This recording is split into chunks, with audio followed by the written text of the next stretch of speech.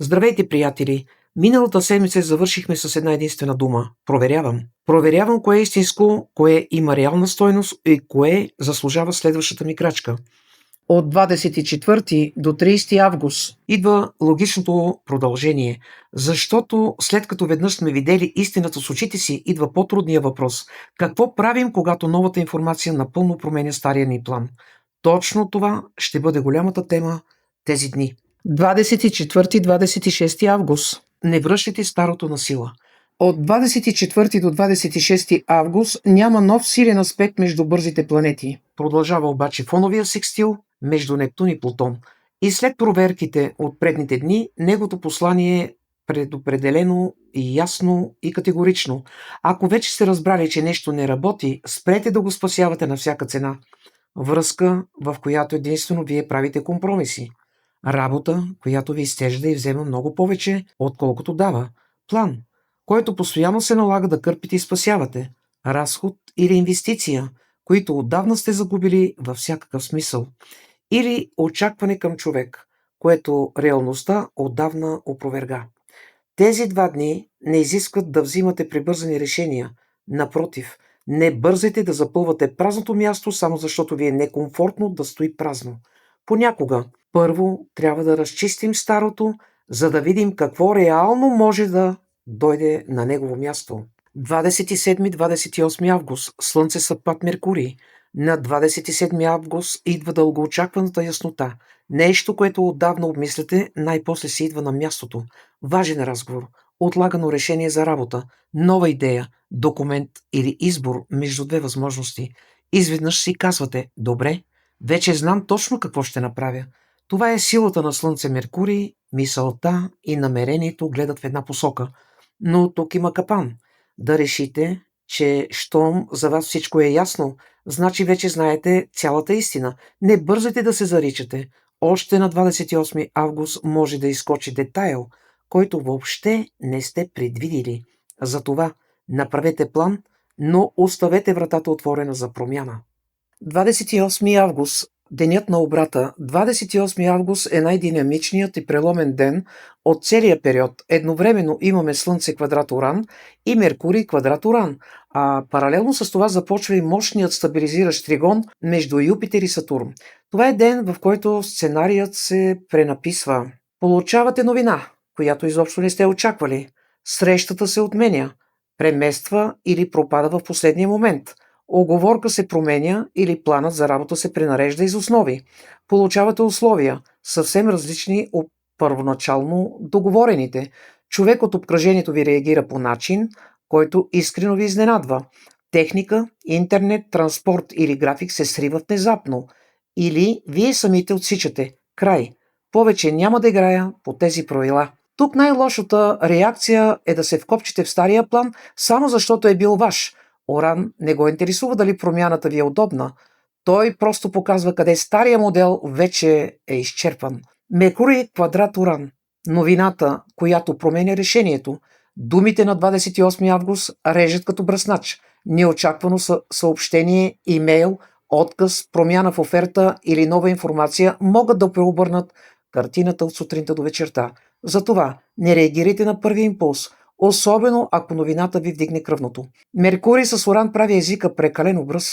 Много лесно може да пратите съобщение, за което после да съжалявате, или да тръщнете вратата.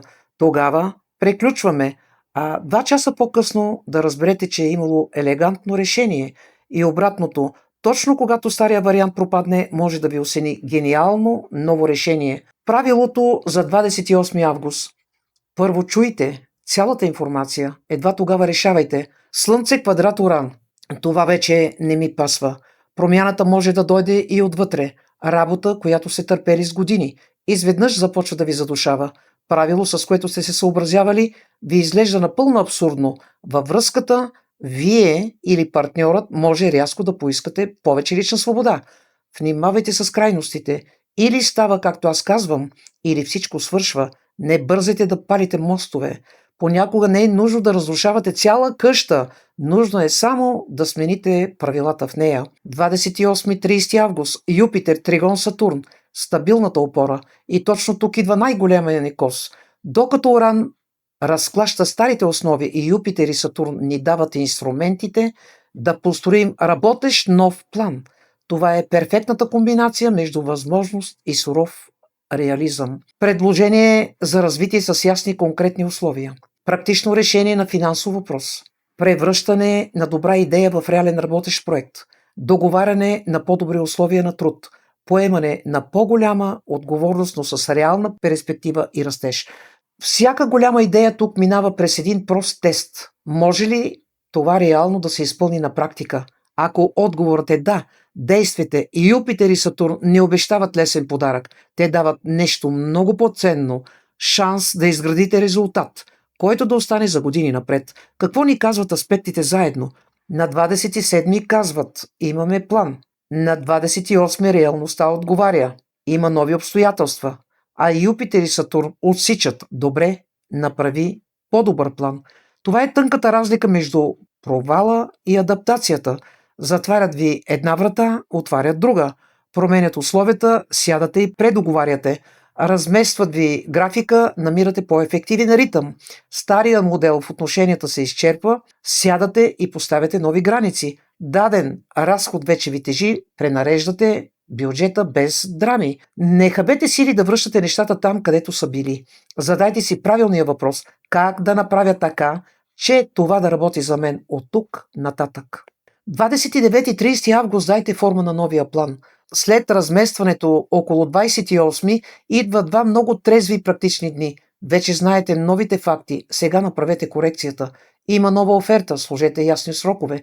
Има ново предложение, изчистете условията до стотинка. Бюджетът се променя, орежете излишното веднага. Отношенията искат промяна, кажете правилата си директно. План А пропада, спрете да го оплаквате и задействате план Б. И точно план Б много често се оказва истински устойчивият, защото истинската сила не е в това нищо да не се променя. Силата е да останете стабилни, когато всичко наоколо се размества. Кои зодии ще усетят периода най-силно? При едни промяната ще удари в работата и кариерата, при други в отношенията, парите или през важно лично решение.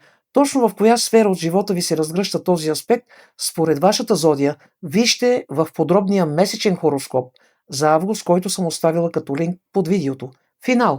Ако трябва да опишем дните от 24 до 30 август с две думи, те са: адаптирам се.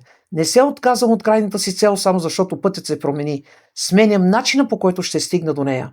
Ако това е и вашето намерение за тези дни, напишете в коментар «Адаптирам се». И преди да завършим, искам да ви обърна внимание на периодите на Луна без курс, защото през тези дни те много точно допълват основната тема на седмицата. Ето ги и точните дни и часове. На 24-ти Луна без курс започва в 09 часа и 29 минути и завършва в 12 часа 02 минути на 25 август.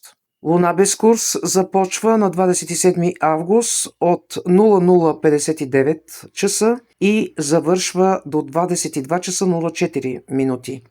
Луна без курс започва от 28 август в 19 часа и 13 минути и завършва на 30 август 05 часа и 38 минути. Това практически обхваща вечерта на 28 и почти целия 29 август. В този период не предприемайте важни неща. Не подписвайте договори, не купувайте скъпи неща, дом, кола, бяла техника. Не предприемайте пътувания, не се подлагайте на операции, освен ако е неотложно, но бъдете с повишено внимание. Когато Луната е без курс, енергията е на празен ход. Всичко започнато тогава или пропада, или изисква двойно повече усилия за преправяне. Използвайте тези часове не за натискане и нови инициативи, а за почивка, анализиране на нова информация и тиха подготовка на следващия ви ход. Понякога най-успешното действие е просто да спрете и да изчакате точния момент.